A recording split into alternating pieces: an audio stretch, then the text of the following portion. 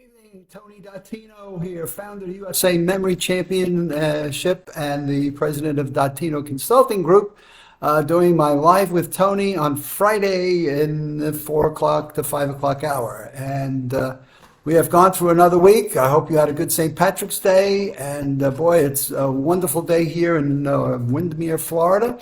Had a chance to do some swimming today in the pool. Water was a little chilly, but it was perfectly wonderful to do some swimming in. So I am here to talk to you about the second part of what I was discussing yesterday, getting your social life back to boost your memory, your thinking, and your overall health.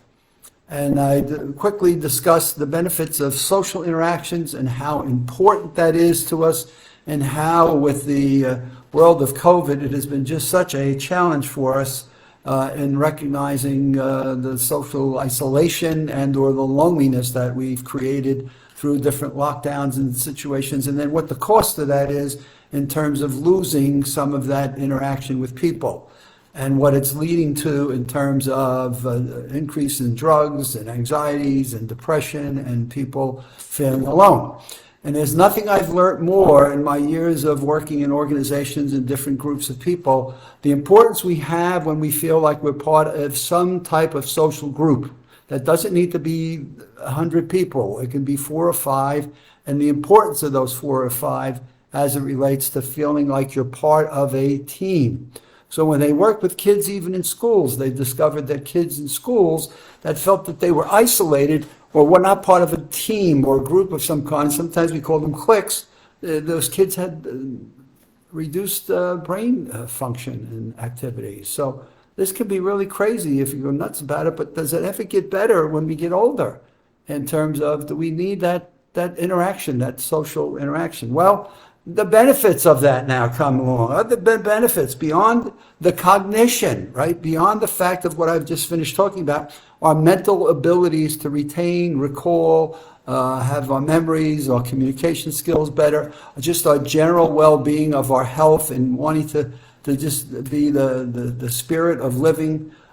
We talk about longevity. Some social activities protect us against loneliness and isolation, which we talked about, which are associated, being lonely and isolated, associated with chronic disease and premature dying. So who the heck, God, I just want to live to be 100, so I want to do everything I possibly can, which is why my continued passion and interest in brain health is something I read about and study about and focus on all the time. And so what they discovered is that you can live longer with social interaction, and that when you feel isolated and alone and pick up this feeling of loneliness, it can actually accelerate your dying, which I think is sad, because why do we need to be isolated? Why do we need to be alone when we've got so many people in the world that are willing to socialize and help? And by the way, get mutual benefits. So I had somebody I've been working with who said, my goodness, you have no idea what a difference you've made in just coming and putting my brain to work and having somebody I talk to during the week, which is kind of sad in itself, but my goodness, why? I mean, it doesn't need to be there. There's so many people in the world that get a benefit of talking. And I was like, wow, I get as much benefit from sitting and talking and using my brain and having something to look forward to that's meaningful as you do. So we get a win-win. How about stress reduction? My goodness, we talk about anxiety and the increase of stress, the increase of drugs, and people going to depression. And boy, social interactions, it gives us some outlet. It gives us somebody to talk to.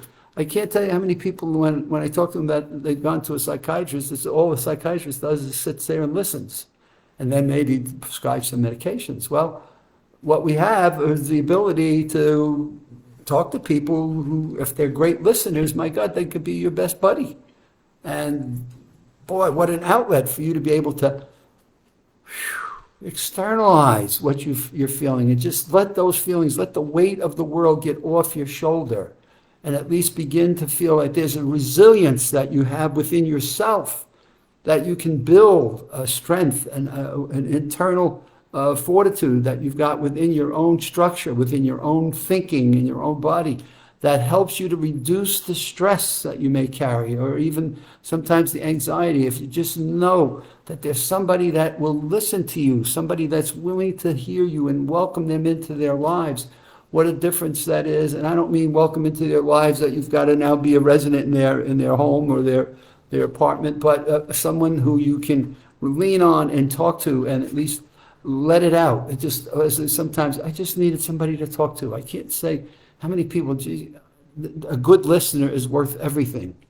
Somebody who just listens and just absorbs in and maybe offers a tip or two, and how priceless in somebody like that in your life really becomes. So regulating your emotional stress levels and building resilience.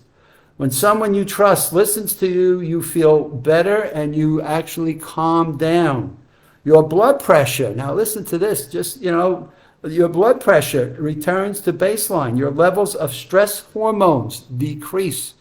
So how often do we have blood pressure? And this is one of the things when I talk with people, I'm like, boy, you look like you're stressed. Either you can look at their shoulders, their neck, or just their body or their posture or whatever they're doing.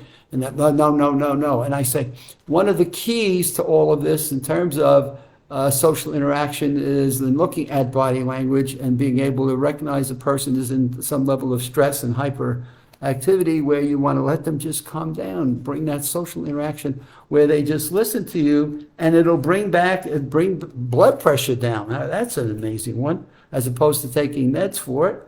How about your stress hormones? Well, it takes the fight or flight.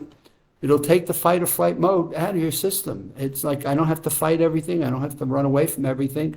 I have a welcoming person, and this is where I always come.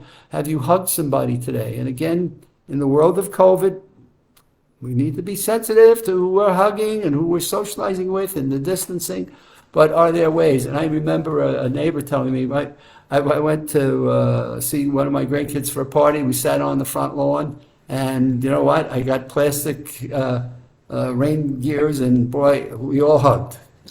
Now, I don't know what they put over their face, but my goodness, we all hugged. But grandmother just needed to hug her grandkids so badly for their birthday that she went in to get some rain plastics and used them to go hug the grandkids. The good news was none of them ever got COVID.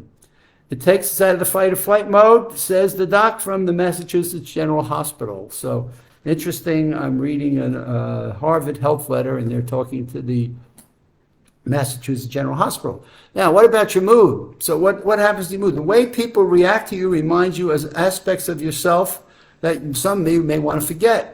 It gets you out of your own head and your own worries and reinforces your self of being competent. So just having somebody listen to you and then looks at you and say, boy, you're telling me I'm not crazy? Yeah, I'm telling you you're not crazy. And by the way, there are other people having some of those same feelings. It's going to be okay. I can't tell you how many times I'll do a workshop or I'll be talking with people and I'll listen to what they've got to say. And I'll look at them and say, you're okay. And they look at me like, no, I'm not. I said, yeah, you're okay. You're not alone. First thing, you're not alone. Second of all, your feelings are not unique, though they are yours, and they're unique to you as your own being, but you're not the first person to ever have this challenge or this problem. And there are possibilities, there are pathways that you may follow that can help you navigate the rocky waters and take you to a better place. And number 4, and it's okay to ask people for help. I always remember going to a leadership seminar and listening to the guy on the front of the stage do hula hoops, right? He brings out 3 hula hoops. He gets 3 people out of the audience. And he has them to come on up here and do the hula hoop. And 3 people come out of the stage and they just can't do the hula hoop for anything.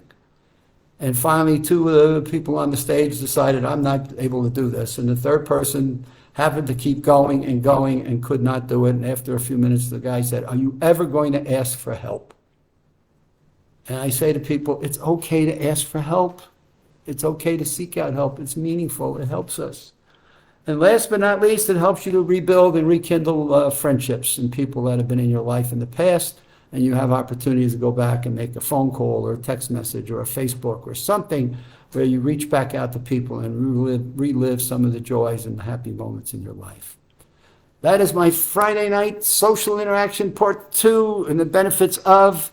Have a great weekend. I'm watching Providence tomorrow evening, and that's the team that we're looking at this year. And hopefully they got through their game last night, and they'll get through Saturday's game, and they'll go off to the Sweet 16.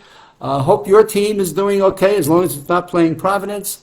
And we'll see you on Monday. So have a good weekend. And anybody wants to reach me, it's adottino@aol.com. That's adottino@aol.com. And I always welcome those notes and those letters or emails. Anybody I can help in some way or some fashion, I'll sign up for that.